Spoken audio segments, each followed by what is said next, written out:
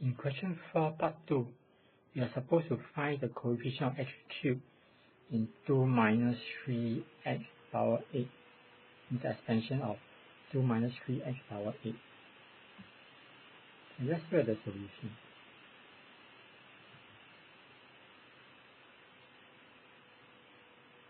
Remember the general term is n c r a power n minus r c power r.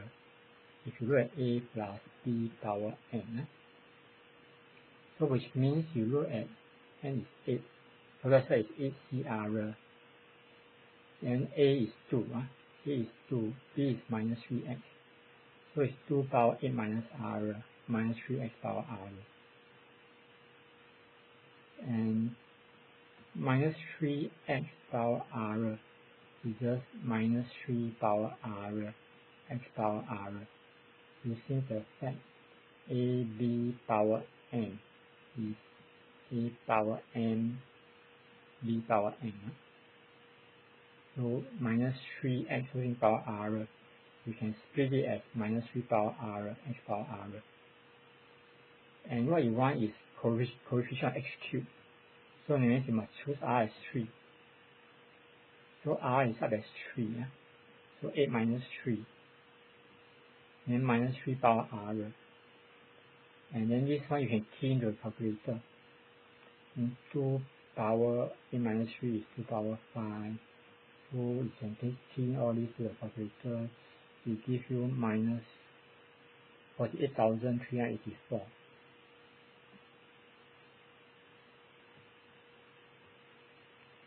In the third part of the question, you want the value of the constant term a. You want the constant term a, for which the coefficient of x is 0. It means you look at x, the coefficient is 0. So it's same as no x term. There's no x term in the expansion. If you consider 1 plus ax bracket 2 minus 3x power 6, then you find that the x term will cancel away if you expand this out. Okay, so that's what we're going to do.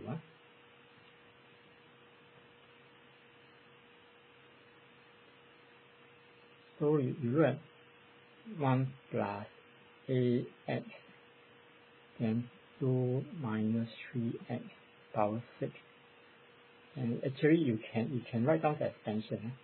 1 plus ax 2 minus 3x power 6 is equal to, and then you can use the answer to the first part.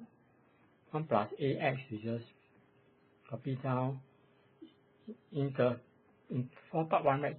The expansion for 2 minus 3x power 6 is 64 minus 576x,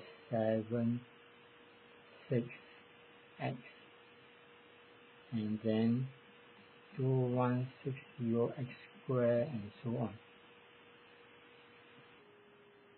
Since you look at coefficient of x, this is not important.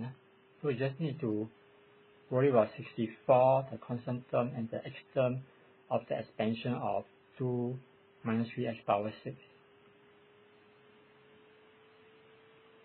Okay. So to get x term, right, to get x term will be 1 times 576x, and or the ax with 64. So then to get x term, you can consider 64 ax and also 1 with 576. So it's minus 576x, and then it must give you 0x. So with that you must have 64a, right? 64a must be same as 576. You can take it as 64ax equal to 576x.